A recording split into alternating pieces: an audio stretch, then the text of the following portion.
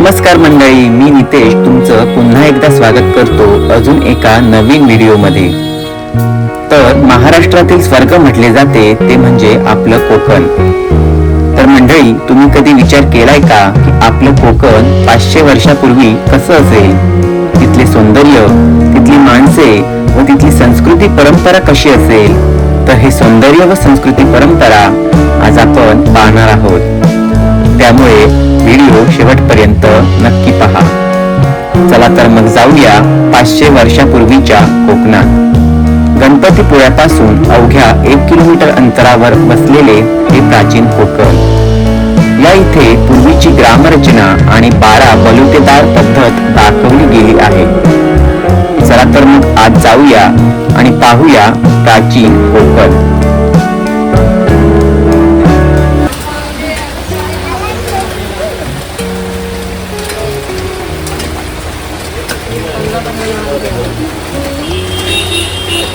हो हो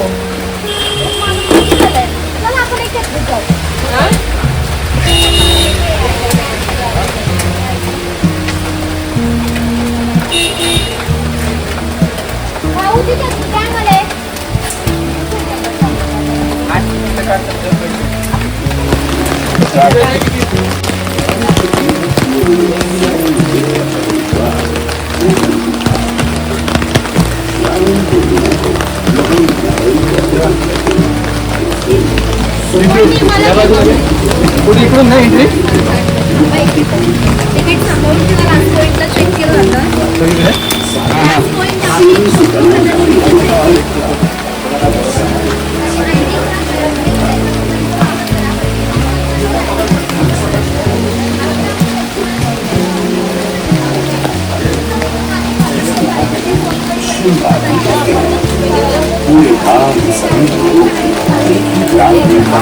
विविध धार्मिक ग्रंथांचा अभ्यास करून आम्ही इथं नक्षत्रबाग तयार केली आहे। प्रत्येकाच्या जन्म नक्षत्रानुसार एक वृक्ष आराध्य वृक्ष म्हणून मानला जातो। त्यांची पूजा अर्चा केल्यास त्या व्यक्तीला धन, सौख्य, आरोग्य प्राप्त होते। बाहेर आम्ही बोर्ड लावलाय, एक्झिट करताना बोर्ड पाहू शकता। आम्ही कोकणी माणसे वड, पिंप यांना पवित्र मानतो। तसेच त्यांना दीर्घायुष्याची प्रतीकी मानलेली आहे। याला पिंपळपार म्हणतात, कारण हा जो दगडी कट्टा बांधलेला आहे त्याला कोकणी भाषेमध्ये पार असे म्हणतात। हा पार सुमारे 400 वर्षापूर्वी बांधला गेला। जेव्हा हा बांधला गेला तेव्हा इथे पिंपळाचे रोप लावण्यात आले, म्हणजेच हा पिंपळ सुद्धा 400 वर्षापूर्वीचा जुना आहे। या शिलालेखावर लिहिलेली कविता कवी माधव यांनी 100 वर्षापूर्वी दिली।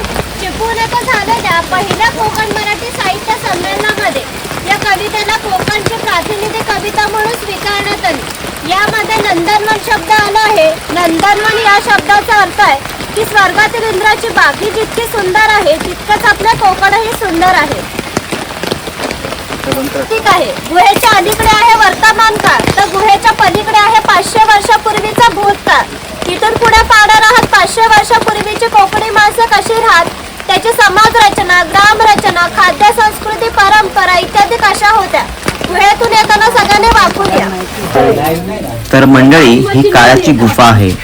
या गुफेतून आपण जाणार आहोत भूतकाळामध्ये, म्हणजेच 500 वर्षापूर्वीच्या कोकणात।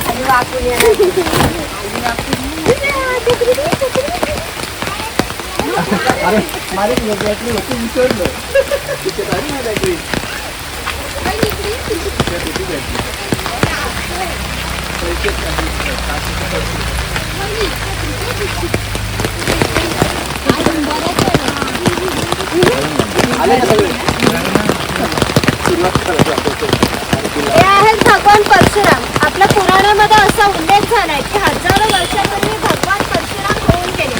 त्याने संपूर्ण पृथ्वी जिंकून घेतली आणि जिंकून घेतली त्याने दान केले। दान केलेली कोणतीही गोष्ट आपण स्वतःसाठी वापरत नाही, परंतु त्यांना राहण्यासाठी भूमी आवश्यक होती। आपण ज्या ठिकाणी उभे आहोत त्या ठिकाणी हजारो वर्षापूर्वी समुद्र होता। त्यांनी त्याच्याशी युद्ध केले व 40 ते 50 किलोमीटर पाठीमागे ढकलले आणि या सुंदर कोकण प्रदेशाची निर्मिती केली। म्हणून या प्रदेशाला परशुराम भूमी असेही म्हणतात। कोकणामध्ये लाल रंगाचा जांभा नावाचा दगड मिळतो। त्या जांभ्या दगडापासून हा जो पक्का रोड बांधला आहे त्याला कोकणी भाषेमध्ये पाखाडी असं म्हणतात. ही पाखाडी सुमारे 400 वर्षापूर्वी बांधली गेली. पूर्वी ती गणपतीच्या देवळापर्यंत होती. काळाच्या ओघात ती नष्ट झाली. आज ती आपल्याला प्राचीन कोकणमध्ये शिल्लक राहिलेली पाहायला मिळते. पूर्वी सामान्यपणे अशा पाखाड्या ग्रामदेवतेकडे जाण्यासाठी बांधल्या जात असत.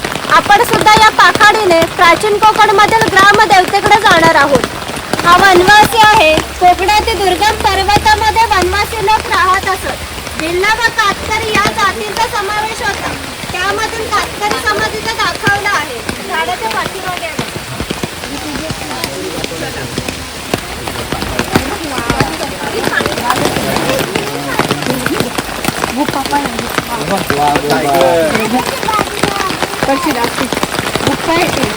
इथे वाघ आणि वाघाची गुहा दाखवली आहे.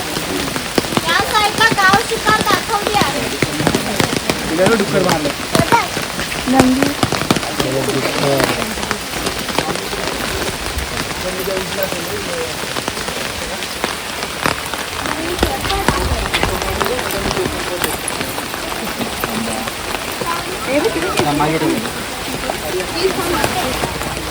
हे चिरफळाचं झाड आहे. चिरफळाची फळे ही जंतुनाशक असतात.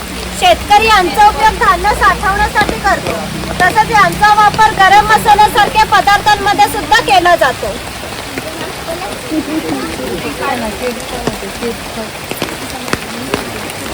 इथे माडीवाला दाखवला, ताडी माडी काढणारा.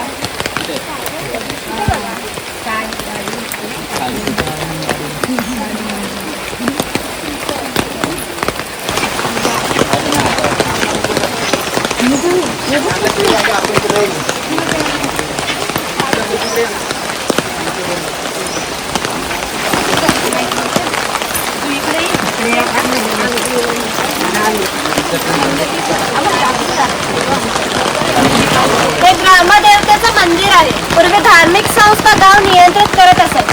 गावातील गावकरी येथे एकत्र येत असत. गावातील जर 2 व्यक्तीची भांडणे झाली तर सगळं गाव इथे एकत्र येऊन गाव प्रमुख त्यांच्यासमोर न्यायदान करीत असे. तसेच गावातील सार्वजनिक कामे जशा पाखाड्या बांधणे, लाकडी साफा बांधणे ही कामे कोणी व कुठे करायची याविषयीचा निर्णय गावकरी येथे बसून घेत असे. आणखी एक महत्त्वाचं वैशिष्ट्य म्हणजे जगभर अशी प्रथा आहे की प्रत्येक जाती धर्माचे लोक हे आपापल्या देवाकडे जातात व देवाचं दर्शन घेतात. आपण कोकणी माणूस पण वर्षभर देवात जाऊन देवाचं दर्शन घेतो. पण जेव्हा आपल्याकडे शिमगा हा सण असतो तेव्हा हा देव या पालखीमध्ये बसवून प्रत्येकाच्या घरोघरी नेला जातो. म्हणजे कोकणी माणूस आणि देव यांचं नातं इतक्या जवळच आहे की त्यांचं एकमेकांकडे जाणे येणं असतं.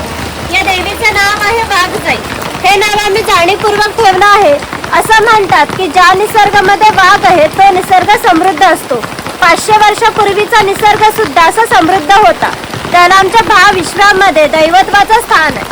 आम्ही कोकणी माणूस वड, पिंपळ, साप, नाग यांची पूजा करतो. म्हणजेच आम्ही निसर्गपूजक माणसं आहोत. म्हणून आमच्या देवीचं नाव सुद्धा निसर्गाशी संबंधित असंच ठेवलं आहे वाघजाई. जेव्हा आम्ही देवामध्ये जातो तेव्हा तिथले गुरव आहेत ते आमच्यासाठी गाणं म्हणतात. ते मी ते चालू करणार आहे. तुम्ही फक्त हात जोडून उभं राहायचं आहे आणि होय देवा महाराजा असं म्हणायचं आहे. सगळेजण ऐकणार आहात ना? हो हो हो.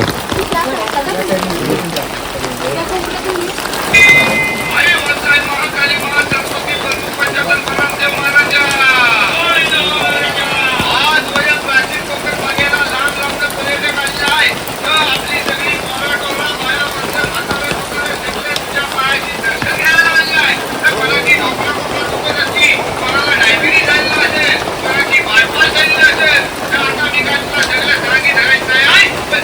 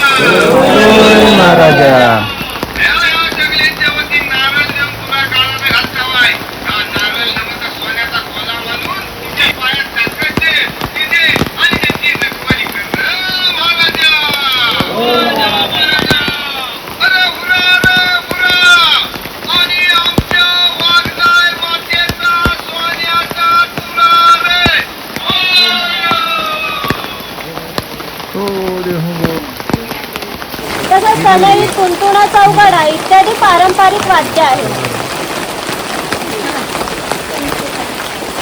ती कोकणामध्ये भरपूर भूतं असतात.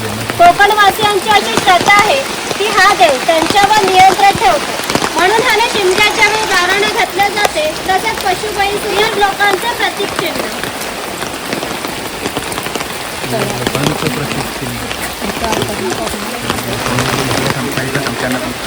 इथे कडक लक्ष्मी दाखवली आहे. पोतराज लोक जे स्वतःला चापकाने मारून घेतात ते आहे तिथे.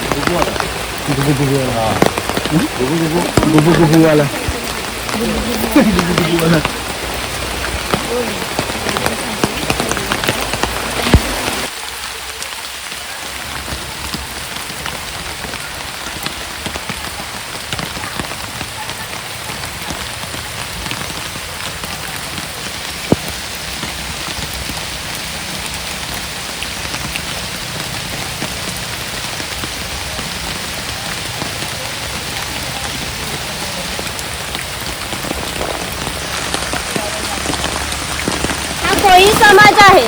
कोळी समाजाची लोक समुद्राच्या इतक्या जवळ नाभिकाने एका कुटुंबातील पुरुषाचे केस व दाढी करण्यासाठी वर्षभरासाठी 4 पायली म्हणजे आत्ताचे 8 किलो धान्य मिळत असे. एवढ्या अल्प मोबदल्यात ही लोक समाजाची सेवा करीत असत. आमच्या नाभिकाविषयी थोडं मजेशीर वर्णन आमच्या लोकसाहित्यामध्ये आढळतं की असं म्हणतात, गावातील प्रत्येक गोष्ट ही नाभिकाला माहीत असते व नाभिकाला माहीत असलेली प्रत्येक गोष्ट ही गावभर होते. आता तुम्ही इथे आलात, ही गोष्ट नाभिकाला समजली की आमच्या संपूर्ण गावाला समजली. आमचं संपूर्ण गाव तुमच्या स्वागतासाठी उत्सुक आहे. प्रथेप्रमाणे आपण आधी खोतांच्या घरी जाऊ, मग गावात थेट फटका मारू. हे खोत आहे.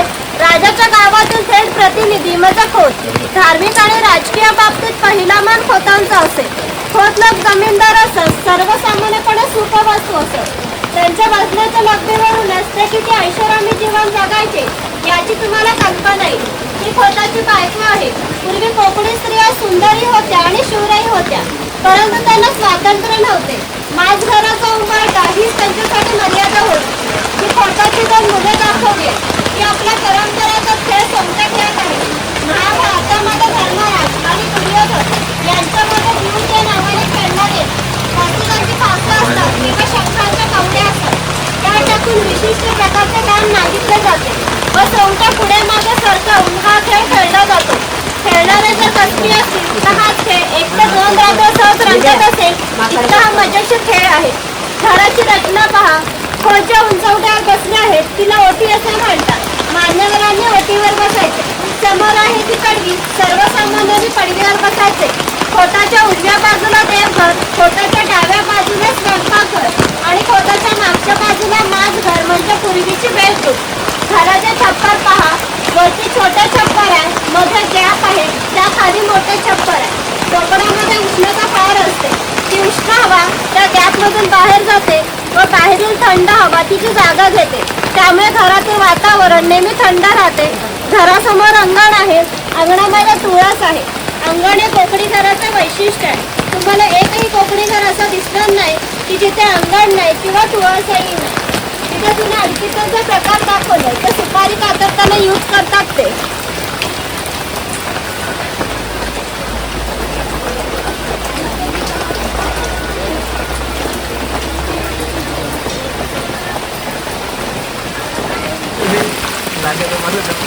काय कसला भारी आयडिया ना तुम्ही त्याला. आमच्या गावातील एक महत्वाचा उत्पादक घटक होता. गावातील 12 बलुतेदार राजा आणि खोत यांना धान्य पुरवण्याचं महत्वाचं काम तो करीत असते. त्याच्या पूर्वी जसं घर असायचं अगदी तसंच घर आम्ही ते उभारलं आहे. तिची पेटलेली चूल दिसते. तिला कोकणी भाषेमध्ये फिरसा असं म्हणतात. ती सतत पेटती ठेवली जायची कारण पूर्वी घरामध्ये लायटर किंवा माचीस नव्हते. शेतकऱ्याच्या बायकोला जेव्हा स्वयंपाक करायचा असेल तेव्हा इथल्या 2-3 कार घेऊन स्वयंपाकघरातली चूल पेटवीत असेल. तर हा विस्तव विसरा तर घरामध्ये 2 गारगोट्या ठेवल्या असत तर एकमेकांवर घासून हा विस्तव करावा लागत असेल. ही खोयली आहे. तिचा वापर मासे पकडण्यासाठी केला जातो. इथे वेलीने बांधून ती पाण्यात ठेवली जाते. तिची अंतर्गत रचना अशी आहे की आत गेलेला मासा परत बाहेर पडू शकत नाही. ती शेणाने सारा बनवलेली टोपली आहे, तिला कणगी असे म्हणतात. धान्य साठवण्यासाठी तिचा उपयोग केला जातो. ही शेतकऱ्याची बायको आहे, ती शेतकऱ्याची मुलगी आहे. हा पाळणा आम्ही शेतकऱ्याच्या घरी कायमस्वरूपी टांगून ठेवला, कारण शेतकऱ्याच्या घरी दरवर्षी पाळणा हलत असतो. प्रत्येक शेतकऱ्याला 8 ते 10 मुले असत. थोडक्यात पूर्वीच्या काळी एकत्र कुटुंब पद्धती अस्तित्वात होती. हे उचल आहे, याचा वापर कपडे सुकत घालण्यासाठी केला जायचा. घरामध्ये गौरी गणपतीचा सण दाखवलाय आणि तिथे पांगुगाडा दाखवला आहे.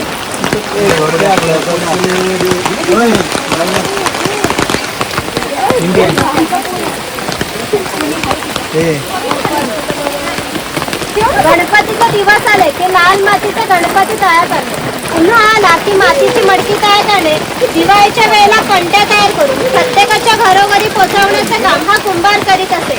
हे जे सफेद रंगाचे मडके दिसते ते माडीकड्याचे मडके आहे. कोकणामध्ये नारळाची झाडे मोठ्या प्रमाणात असतात. तिला नारळ येण्यापूर्वी पोळ येते, त्या पोळीला आडवा काप दिला जातो व बाजूने विशिष्ट प्रकारचा झाडपाला लावला जातो. तो पाला आतील माडी शोषून घेतो व थेंब थेंब गळणारी माडी हे मडके वरच्यावर लावून साठवली जाते. काळाच्या ओघात 12 बलुतेदारांचे व्यवसाय नष्ट झाले, परंतु माडी काढ्याचा व्यवसाय अजूनही चालू आहे. सोनार हा गावातील महत्वाचा घटक होता.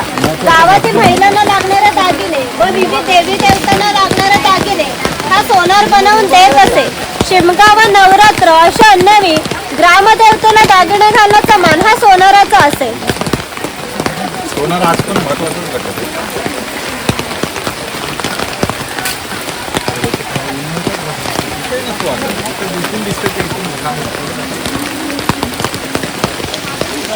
हा वाणी आहे. चौल राजापूर दाभो या कोकणातील बंदरांना 5000 वर्षापूर्वीचा इतिहास आहे.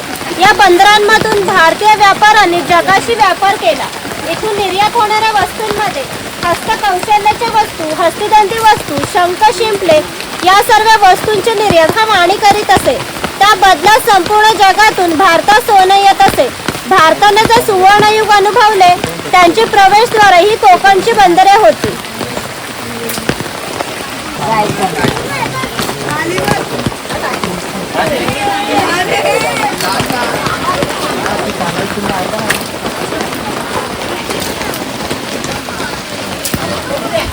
हा सुतार आहे.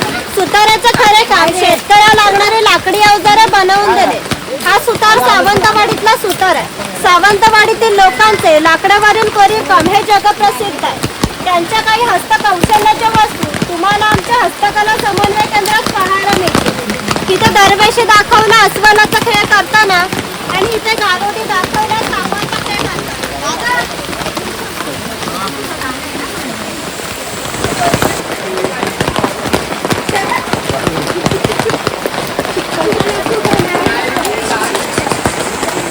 चला या बोला.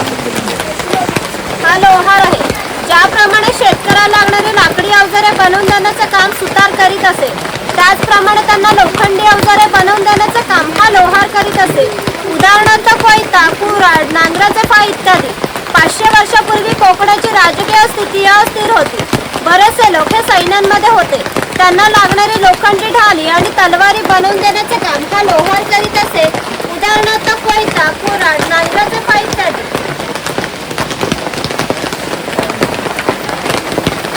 शेतकरी आपल्या बागेतील खोबरे स्वतः तेलाकडे घेऊन जात असे.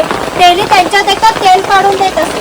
हा तेली आहे. हा तेलाचा झाड आहे. याला कुंड असे म्हणतात. यामध्ये सुके खोबरे घातले जाते. हे जे उभे लाकूड दिसते तिला कोकणी भाषेमध्ये लाट असे म्हणतात. या लाटेला हे आडवे लाकूड अशा तऱ्हेने बांधले जाते की जेणेकरून ही लाट उभी राहते. या ठिकाणी कोकणाला बैल बांधला जातो. या आडव्या लाकडावर दगड ठेवून तेली स्वतः यावर बसतो. हे सर्व वजन घेऊन बैल गोल फिरवला जातो. त्यामुळे आतील खोबरे रंगून त्याचं तेल निघते. आतील तेल भरून काढायचं असेल तर प्रथम जोखडाचा बैल सोडायचा. जोखड बाजूला केली जाते. आडव्या लाकूड बाजूला करून लाट बाजूला केली जाते व आतील तेल भरून काढले जाते. पुन्हा नवीन तेल पाडायचं असेल तर पुन्हा सगळं क्रमवार जोडून नवीन तेल पाडले जाते. म्हणजे पूर्वी तेलाला 6 ते 1.5 तास तेल काढण्यासाठी 1 ते 1.5 तास मेहनत घ्यावी लागत असते. यावर तुमच्या लक्षात येईल की पूर्वीचे जीवन किती कष्टमय होते.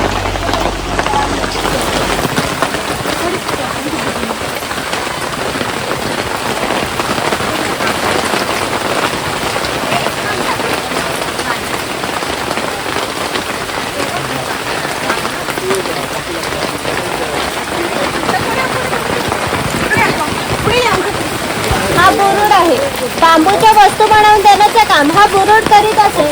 हे सूप आहे, ती फुलांची करडी आहे आणि ही रोवी आहे.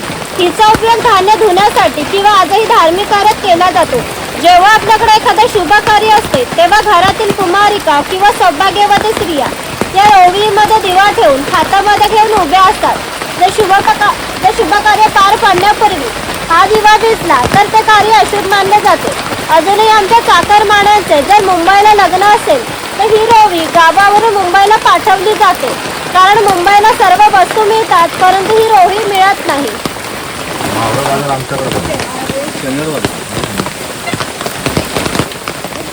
हा कासर आहे. मगाशी सांगितल्याप्रमाणे 12 बलुतेदार हे लोकांच्या घरोघरी जाऊन सेवा पुरवत असत. त्याचप्रमाणे हा कासर या मुलीच्या घरी आला आहे. हे या मुलीचं घर आहे. पूर्वी कोकणातील मुलींची लग्ने वयाच्या 8व्या ते 10व्या वर्षी होत असे. तोपर्यंत हा कासर त्यांना बांगडा भरण्याचा कोणताही मोबदला घेत नसे. जेव्हा या मुलीचं लग्न होईल तेव्हा त्या मुलीचे वडील ह्या कासाराला एक सोन्याचा छोटासा दागिना देत असे. या व्यतिरिक्त अन्य कोणताही मोबदला यांना मिळत नसे. म्हणजेच कासार 8 ते 10 वर्ष मुलींना क्रेडिट देत असे. म्हणजे पूर्वीची समाज रचना ही एकमेकांच्या विश्वासावर आधारलेली होती. थोडक्यात 12 बलुतेदार आपले काम कोणताही नफ्या तोट्याचा विचार न करता केवळ कर्तव्य म्हणून करीत असे. आपल्या लाईनीवरती खावल्या मांजर दाखवला आहे. वरती खावल्या मांजर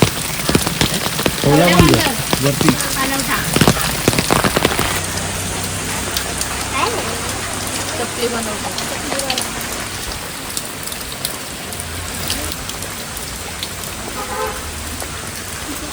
हा चर्मकार आहे. चामड्याच्या वस्तू बनवून देण्याचं काम हा चर्मकार करीत असे. याच्या जोडीला आणखी एक प्रसंग सांगते जो 500 वर्षापूर्वी घडला. इथून 80 किलोमीटर अंतरावर मार्लेश्वर नावाचं देवस्थान आहे. एका पर्वतामध्ये एक मोठी गुहा आहे. त्या गुहेमध्ये शंकराची पिंडी आहे. तिथे अजूनही जिवंत साप आहे. पूर्वी मार्लेश्वर देव हे एका गावामध्ये राहत होते. त्या गावातील लोक हे वाईट मार्गाने वागू लागले. त्यामुळे शंकराचं पावित्र्य हे कमी होऊ लागले. शंकराला ते मान्य होणे शक्य नव्हते म्हणून त्यांनी गाव सोडून जायचा निर्णय घेतला. मकर संक्रांतीच्या आदल्या रात्री ते गावाबाहेर पडले. गावाबाहेर या चर्मकाराचं घर होते. चर्मकार गरीब होता पण श्रद्धा व नीतिवान होता. शंकराने कोणताही जातीपातीचा विचार न करता चर्मकाराला मशाल दाखवण्यास विनंती केली. चर्मकाराने पण अतिथी देव भव समजून मशाल दाखवण्यास सुरुवात केली. आज ज्या ठिकाणी मार्लेश्वर आहे त्या ठिकाणी जाऊन शंकराने आपले खरे रूप प्रकट केले व चर्मकाराला दर्शन दिले व त्यास सांगितले की आजपासून मी याच ठिकाणी राहणार आहे. या गोष्टीला जवळजवळ 500 वर्षे होऊन गेली. परंतु दरवर्षी मकर संक्रांतीच्या आदल्या रात्री शंकराच्या मूळ गावातून पालखी निघते. तिला मशाल दाखवण्याचे काम चर्मकाराचा वंशज करतो. म्हणजेच मार्लेश्वर हे असं ठिकाण आहे की जिथे कोणताही जातीभेद मानला जात नाही. तुम्ही जर श्रद्धाळू असाल तर तो तुम्हाला नक्कीच पावेल.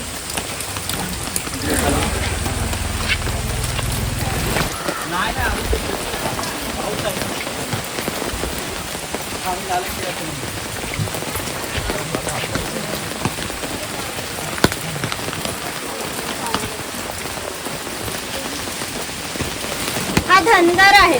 धनगर या मराठी शब्दाचा अर्थ आहे की ज्याच्याकडे भरपूर धन आहे. पूर्वी हा धनगर समाज इतक्या दुर्गम ठिकाणी राहत असे की त्यांचा पहिला बस स्टॉप देखील 10 ते 12 किलोमीटर अंतरापर्यंत असतो. हे लोक ज्यावेळी गावामध्ये येत असत त्यावेळी त्यांच्या चामड्याच्या राहणं, हातात घुंगराची काठी आणि खांद्यावर फाटकी घोंगडी या वेशभूषेमध्ये येत असत. असे असले तरी प्रत्येक धनगर 100 ते 125 गाई, 5 ते 25 म्हशींचा मालक असे.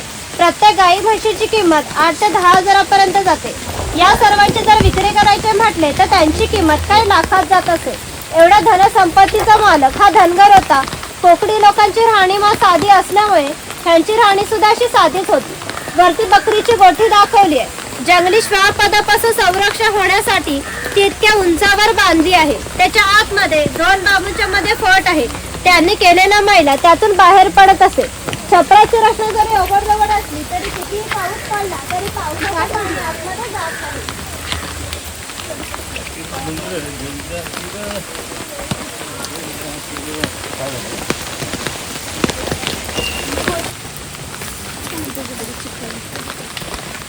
हे खैऱ्याचं झाड आहे. ह्याच्या आतील लाल रंगाच्या खोडापासून कात तयार केला जातो जो पानामध्ये खातात तो. पुढे कातभट्टी दाखवली आहे.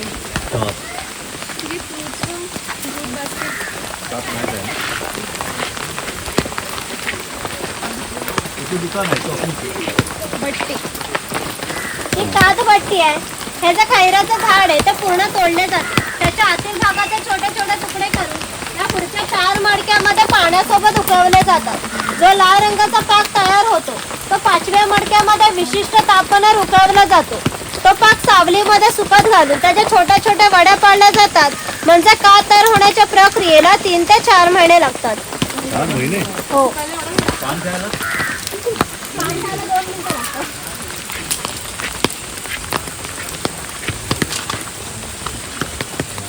ठीक आहे घसरगुंडी मचाण स्लाईड आहे ही स्लाईड आहे हे जावा. हे मचाण आहे. पूर्वी अशा प्रकारची मचाणे प्रमुख बंदरे व खिंडीच्या ठिकाणी फार मोठ्या भूप्रदेशावर लक्ष ठेवण्यासाठी उभारल्या जायच्या. या मचाणावर तुम्हाला 10 ते 12 किलोमीटरचा भूप्रदेश पाहायला मिळेल. समोरील कवी केशवसुतांचे मालगुड गाव, गणपतीपुळ्यातील निळाशार समुद्र व पूर्वेकडील निवेंडी गावचं हिरवेगार जंगल पाहायला मिळेल. पण आता ते पावसामुळे बंद केलेलं आहे. तिथे काही मुखवटे दाखवले. डोक्यामध्ये घालून फोटो काढणार असाल तर काढू शकता. पुढे आमचा शॉप आहे. सावंतवाडीतली खेळणी कोकणी खाद्य पदार्थ दाखवली आहे. तिथे काय घेणार असेल तर घेऊ शकता. शॉपच्या पुढे सरळ जायचंय. लास्ट पॉइंट आहे शंख प्रदर्शन. तिथे तिकीट चेक केलं जाईल. फक्त फोटो अलाउड नाही. त्याच्या बाजूने खाली जाण्यासाठी एक्झिट आहे तुम्हाला. तिथे गाईड वेगळ्यात तुम्हाला माहिती सांगण्यासाठी. नमस्कार, इथे माझे गाईड पूर्ण संपले. तुम्हाला लास्ट पॉइंटला गाईड वेगळे आहे. ज्यांच्या इथे कॅमेरा आयडी आहे त्यांनी फक्त आयडी गोळा करा इथे. हा तुम्हाला सोनू घ्या सोनू घ्या तिकडे इकडे